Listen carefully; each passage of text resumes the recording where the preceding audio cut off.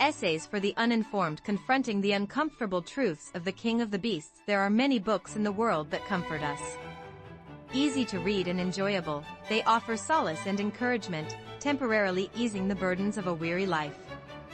However, some books leave us unsettled, are difficult to understand, and even provoke unpleasant emotions throughout their reading. Despite this discomfort, such books warrant our attention because they unflinchingly reveal truths we struggle to confront, the darkest recesses of human nature, and the complex reality of the world we inhabit. Michel Tournier's The King of the Beasts is one such book. Published in 1970, this novel shocked the literary world by winning France's prestigious Prix Goncourt. Many have labeled it a monstrous masterpiece. Why is this book so powerful and unsettling? And why, especially for those unfamiliar with reading or eager to broaden their understanding of the world, is it worth reading? Let us delve into the contents of The King of the Beasts and explore the meanings and insights it offers. The King of the Beasts, the mysterious inversion of symbols and fate set against the backdrop of World War II in Europe, particularly Nazi Germany. The protagonist is Abel Tifages, a Frenchman with a unique perception of the world. Abel interprets all events as signs and navigates life through his own interpretive framework. For instance, he does not dismiss coincidences or omens as mere chance but perceives them as deeply personal messages. Notably, Abel experiences a semiotic inversion. He perceives a world where left and right are reversed, interpreting ominous signs as favorable omens for himself. The story begins as Abel, a mechanic in Paris, becomes a prisoner of war in Nazi Germany and is sent to Schultforta, a prestigious Nazi institution for training elite youth. There, Abel displays a peculiar talent of fascination with children's purity and vulnerability, which he satisfies by protecting and caring for them. However, this affection transcends simple love, intertwining with obsessive, primal urges. Like a forest spirit or great beast gathering young creatures into its den, Abel draws the children of Schultforta into his orbit. Assigned as the stablemaster and capturer at Schultforta, Abel manages and oversees the young recruits. Entranced by their innocence, he finds personal meaning in nurturing them, physically carrying them or touching them to forge connections. Though this behavior might unsettle outsiders, Abel itself views it as pure phoria, transport, and ingestion, absorption. He identifies with the monstrous figure from Goethe's poem The King of the Beasts, who lures and captures children, symbolizing not mere evil but the overwhelming, natural force of absorbing young life. As the war nears its end, Schultforta descends into chaos with the Soviet advance. The boy recruits meet meaningless deaths. In this turmoil, Abel desperately tries to escape with a Jewish boy named Ephraim on his back. Standing like a giant tree or a lump of earth merged with the ground, Abel is crushed by a Soviet tank. At that moment, the yellow Star of David badge on the boy's chest imprints onto Abel's forehead, creating a strange, symbolic image of his fate as the bearer. His death concludes not with destruction, but as a metaphorical absorption into the vast cycle of nature.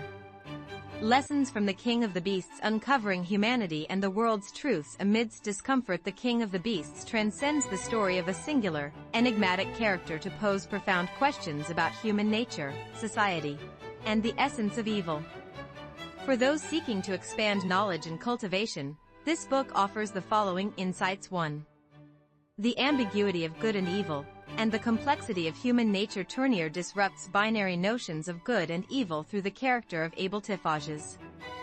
Abel's actions, capturing and handling children, invite external perceptions of him as a demon or monster, especially given the Nazi context.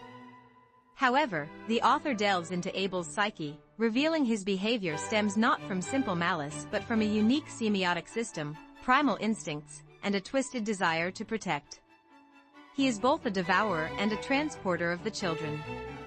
This ambiguity challenges us to reflect on the multifaceted, layered nature of human essence hidden behind simplistic labels. The world harbors beings we cannot easily comprehend or define, and evil may not always wear an obvious face. 2. The origins of power and violence. and the power of symbols. The Nazi Germany backdrop of the novel illustrates how power blends with individual instincts to create vast systems of violence. Schulpforta is not merely a school but a place where children's innocence is sacrificed to war's madness. Abel's act of capturing mirrors the Nazi regime's conscription of boys into soldiering. Both involve consuming young life for a specific purpose.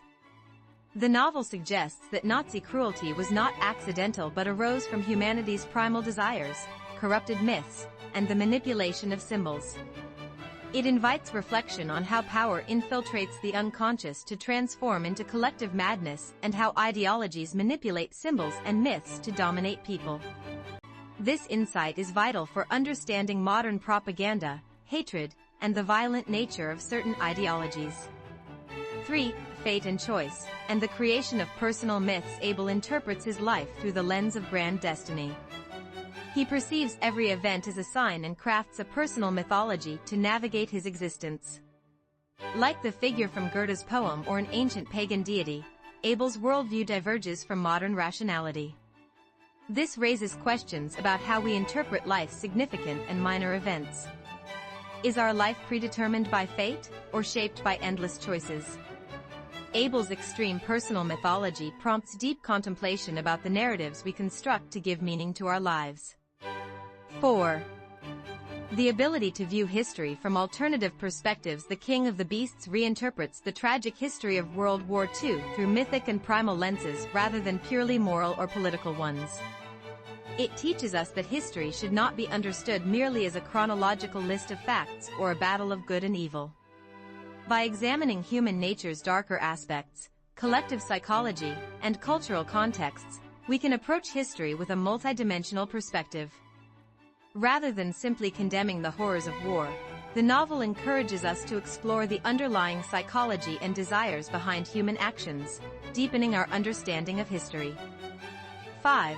The power of literature and the courage to embrace discomfort. This book is undeniably uncomfortable, filled with sexual innuendo, violent settings, and a morally ambiguous protagonist. Yet within this discomfort lies profound insight. Literature compels us to confront realities we might otherwise avoid and to challenge our prejudices, fostering personal growth. The King of the Beasts proves that reading can transcend mere entertainment or information, becoming a powerful tool for self-reflection and expanding our worldview. If you summon the courage to endure its discomfort and complete it, you gain an unprecedented depth of understanding about human inner darkness, historical insanity, and the strength of mythic imagination. Conclusion: the true gift of an uncomfortable book. Knowledge and cultivation do not stem from merely knowing a great deal but from cultivating a broad, deep perspective on the world and humanity. The King of the Beasts is not the kind of comfortable story we commonly encounter. Yet within its discomfort lies the important, albeit unsettling, truths about the duality of human nature, the allure of power, and the origins of madness repeated throughout history. At first, some sections may seem difficult to grasp. However, as you read sentence by sentence, paragraph by paragraph, you will confront the significance embodied by Abel Tifages and the questions his world poses. This book will shake your worldview and demand profound introspection into human nature. Through this process, you will gain the strength to see the world with a more complex, layered perspective, true knowledge and cultivation. I recommend you embrace the courage to face uncomfortable truths through The King of the Beasts. I am confident this courage will bring you unexpected, substantial rewards.